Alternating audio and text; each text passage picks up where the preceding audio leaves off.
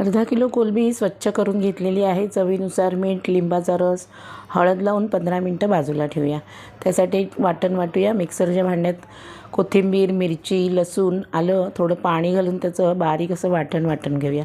वाटलेलं वाटण कोलंबीला लावून घेऊया। त्यातच काश्मीरी लाल मिरची पावडर, मिक्स मसाला, हळद, गरम मसाला, धणा जिरा पावडर, हिंग, 2 चमचे बेसन आणि 2 चमचे कॉर्नफ्लॉवर लावून मिक्स करूया।